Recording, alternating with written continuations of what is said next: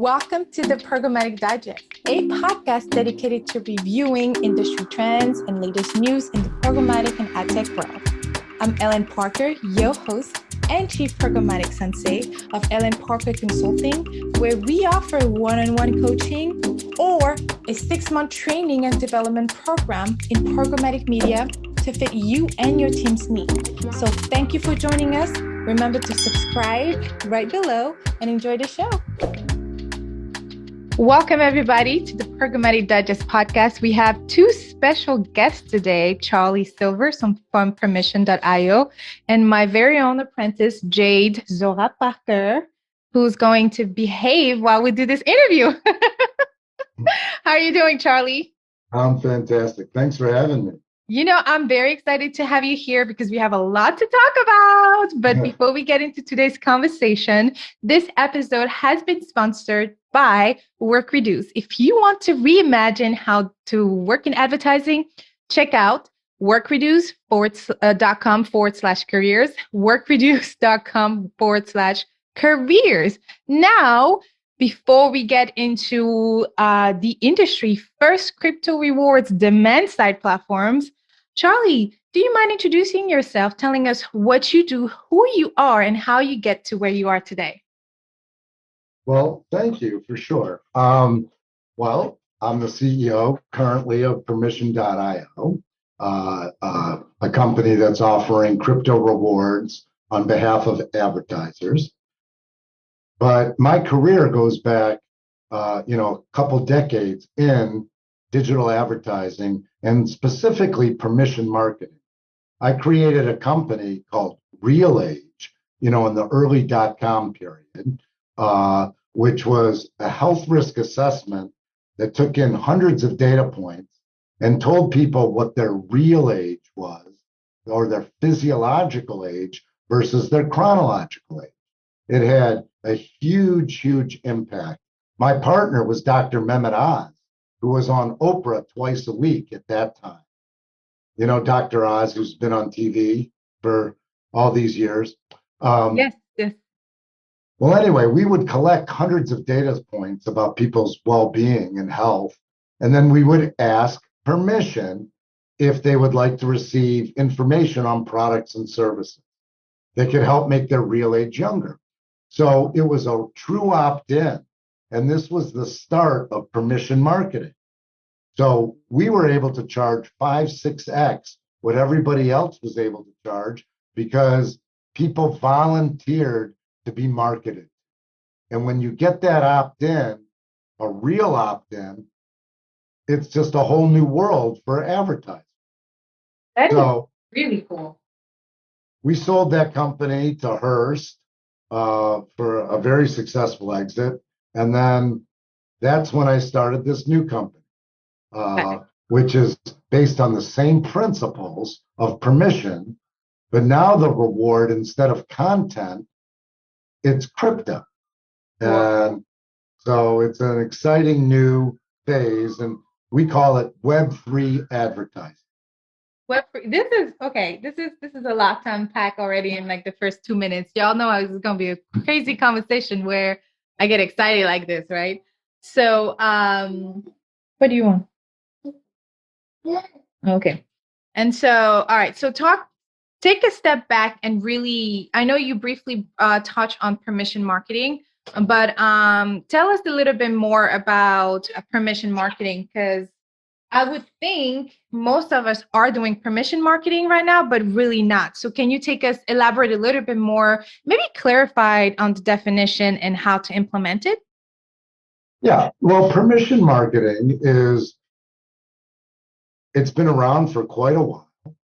And it's really the foundation of all the rewards programs you see.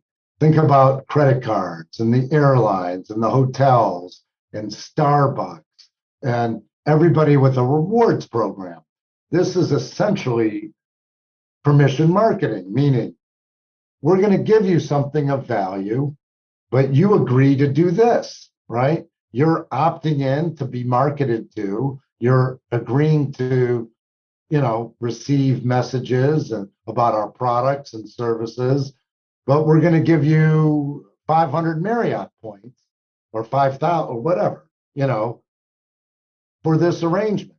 Now, the idea is once you're opted in and you've granted permission, you want to get more of the rewards, Oh, right? got it. You Yeah. stay loyal, you Mhm. stay connected to the company that's offering you this reward for your permission, right? Yeah. Yeah, this is fascinating. Okay, and so skip fast forward to maybe last week, I think, or a few days ago, where you announced for our very first industry crypto rewards demand side platform. And so this episode is going to publish sometime in February, but super exciting to find out more about the DSP itself and how to utilize it. Anybody listening at the moment, how can they reach out to you, and why would they, not so much why, but if they do, how can they implement this in their day-to-day or their strategy or their planning? Well, The benefit of the DSP, basically. Hey, I'm Ellen Parker. What if I tell you for $75 a month, you get to join a community with other fellow programmatic ninjas, successful ones that are looking to grow, ones that are looking to share what they know and learn from others. Would you be interested? And I get to coach you through your transformation, coach you through the skill set that you need to know in order to get what you want to get. Either is that raise, either is that promotion, either is even like a different job, right? So I'm not a recruiter, y'all. I'm not a recruiter. I'm one of you. I've done what you've been doing for at least 10 years, and I'm here to help you.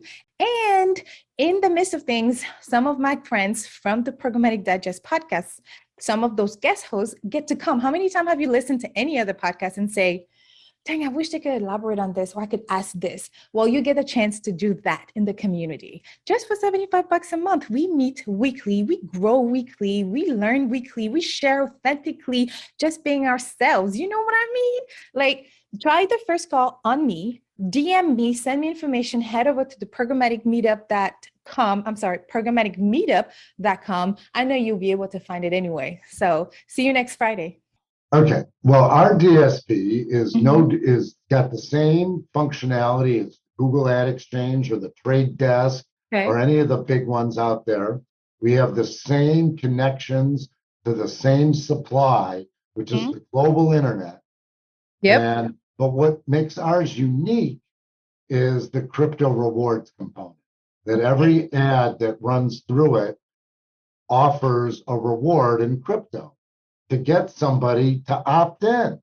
So, and I'm going to use this, Nike is not a customer, but although we've been talking, if Nike is running ads globally, right?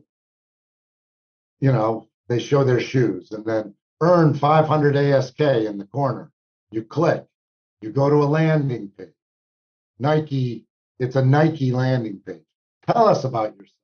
You play tennis or soccer, golf, how old are you? Are you male, female? Where do you live? That's probably enough data for Nike to now you go into their consumer data platform to receive messages from Nike. Now, along that way, we've sent you the ability with a link to open a crypto wallet.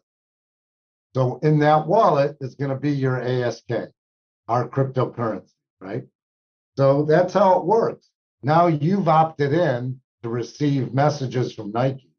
You've received a reward for that, you know, 500 ASK, and hopefully Nike will continue to offer you ASK as they send you more information. Got it. So instead of receiving points, it's basically receiving cryptocurrency or ASK. Right. And they can transfer that cryptocurrency into their wallet, you said, or into their bank account, I would say. Correct. I mean, that's there. It's in your wallet. You can do Mm-hmm. whatever you want with it. You can put it on an exchange, but hopefully Mm. you save it and build Yeah, up a lot of ASK so it's really worth something over a period of time. that is really, really, really cool. And so anyone can use the platform, basically. Yeah. Yeah. Any advertiser anywhere in the Advertise. world can Mm-hmm. use the platform. Now we're running it as a service, but 6 months from now or later this year, it's going to be totally automated, meaning anybody could just log on and run a campaign without even talking to us, just like Got they it. would on Google or Facebook. But today it's a managed service. Got But it. that's going to, by the end of the year or towards the end of the year, it's going to be fully automated. And that's fascinating. And so what would be, I would assume that this is going to work really well with e-commerce clients and brands. What are some of the maybe the challenges in educating, I would say, or talking with clients about the benefit of DSP like that? I see that. I think everyone should try it, right? But for somebody that might not be in the e-commerce space, like a Nike or a bigger brand, is it realistic to even try to provide that type of value to their own brand, like an agency, for instance? Well, listen, I believe everybody understands rewards programs. Mm-hmm. There's a term in the industry, opt-in value exchange, Mm-hmm. right? If you want somebody to opt in to sign up for a newsletter, watch a video, do anything, you got to give them something of value, right? Else, I'm not going to give you my data anymore for free. We know my data has a lot of value. I'm done giving it away for free. And that's what Web3 is about. The next generation of digital advertising, individuals are going to be in control Mm-hmm. versus the big, behemoth platforms like Google and Facebook, et cetera. Right? Yeah, this is really cool. This is really so. Let's talk about the importance of, and that I think it's a good segue into the next question. Let's talk about the importance of building loyalty in today's evolving advertising landscape. What are the type of conversation you're having with those clients right now? What is the how rewarding consumers and opt-in? Yes, just yeah. Okay, she wants to ask the question too. So let's talk about the Yeah. importance of building loyalty in today's evolving landscape. Well, look at reward spend.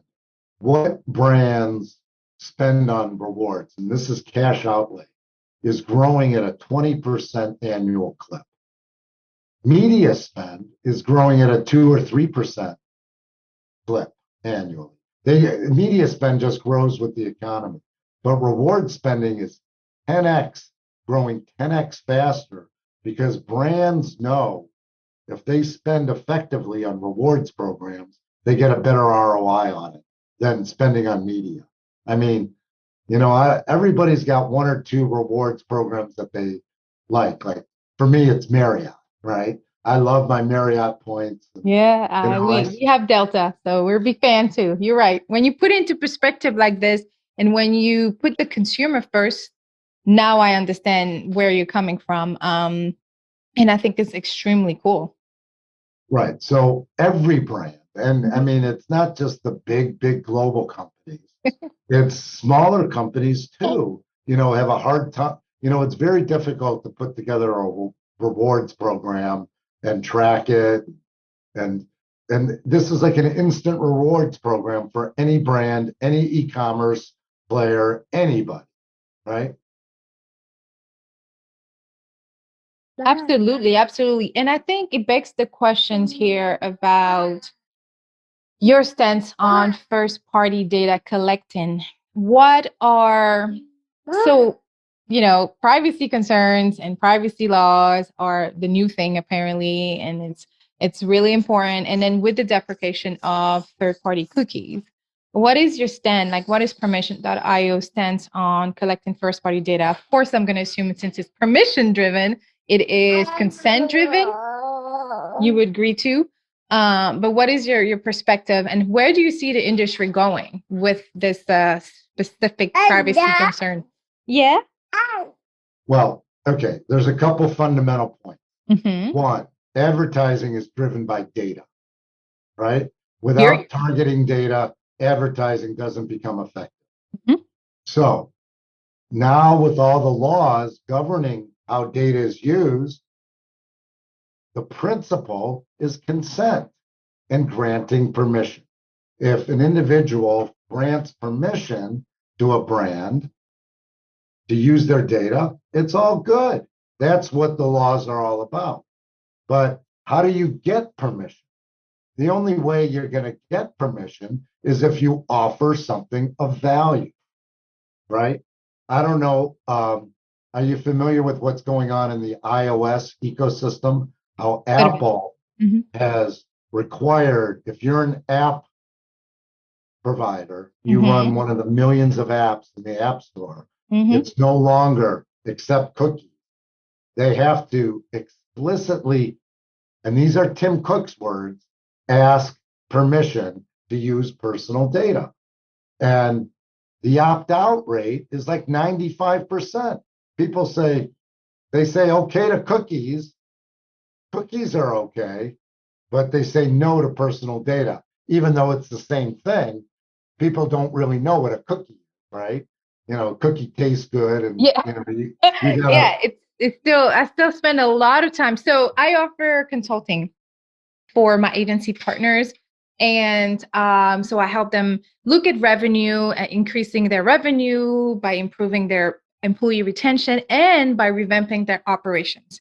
And so what we do is like really from training on programmatic fundamentals all the way to how are you selling it, but also like implementing system to support it. And the number one conversation is always about third-party cookies, like almost the number one. There's a lot of conversation happening, but explaining the how we got to where we are as an industry and how reliant it was and how accidentally aligned it was, that is some of the conversation that are still happening a lot. Yeah, and how to be compliant with, the California Consumer Privacy Act and the General Data Protection Regulation, GDPR, and all of it, the regulation, again, if the individual grants consent to use data, that's really the Right. The principle consent, yeah. behind the regulation, right? Mm-hmm. Yeah. Yeah. I mean, there's nothing else. This it is what it is. You have to have consent, and it shouldn't have been like this from the first time. So, Exactly. And that's what's so exciting about Web3. mhm, The next generation of advertising, mhm. which we call Web3 advertising, will individuals grant consent, but they're rewarded to do so. And so I was just on an interview. Well, I guess when this airs, it would be the previous episode talked about privacy. And one of the guests, Mattia Foshi, he predicted that the open internet is never going to be the same. Like we're going to have consent everywhere. What is your perspective or what is your prediction about the open internet and how realistic it is with this first party data or this permission based advertising world that we're moving into? Well, I agree with your previous client. I Mhm. mean, I do think if a brand or a publisher or e-commerce merchant wants to collect personal data, that consent will be required. Yep. And I do think we're moving in that direction. Okay. And and that's why we created ASK. So people can ask permission and Oh, receive you a know, reward. You it know, says it right behind you. I know those listening to the podcast can't see it, but it literally says it ASK in the back. It says ask permission. And you mentioned ASK as the cryptocurrency, and it just clicked ask, duh. Oh, that's fantastic. so Yeah, great. imagine we're running a commercial Yeah. and you see a bunch of people, hey, advertiser, you want my data? Ask me. All you have to do is ask. Just ask, Yeah. right? Yeah. And that means send me some ask and I'll give you my data. I love that. I love that. And honestly, like I would rather an advertiser or a brand ask me for my opinion, versus just, you know, I would rather see a message that's somewhat relevant to me versus seeing like something that's not relevant to me. And I think that's one of the misconception about from a consumer perspective, and I'm one of them, being the fact that we think advertising is very it's all over the place and it's very creepy. But the reason why is because we're trying to be as relevant as possible within the privacy laws.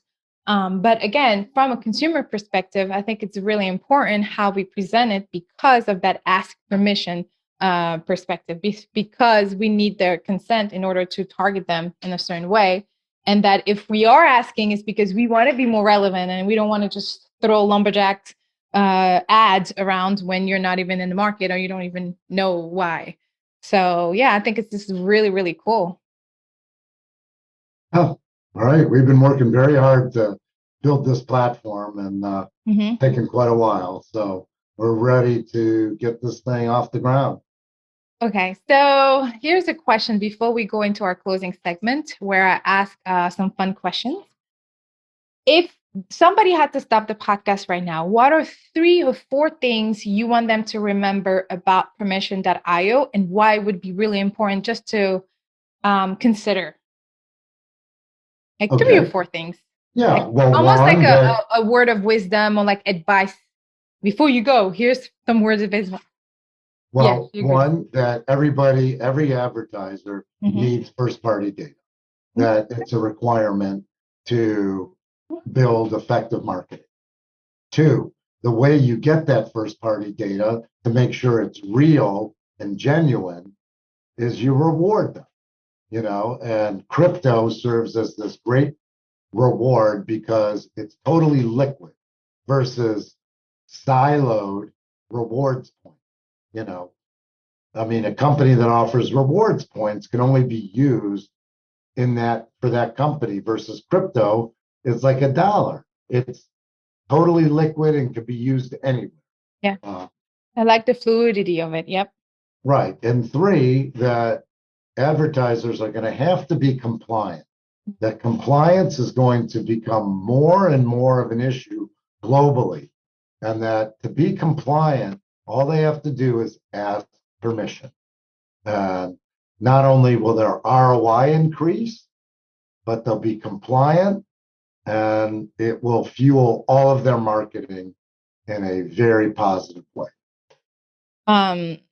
So you're not only making sure that it's privacy is protected, I mean, it respect privacy laws, but you're also making sure that they are set up for any what am I trying to say? They're set up for that future that we're moving on. So you're like almost checking off all the boxes that any advertiser, agency, brands, whoever is in the industry is looking to implement as we speak with one of the biggest disruptor in the last 2 years outside of a pandemic.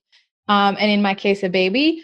From an industry perspective, it would be definitely third-party cookies deprecation on the Google side. And so I think it's a great idea to implement that. It's really cool. So well done. Yeah.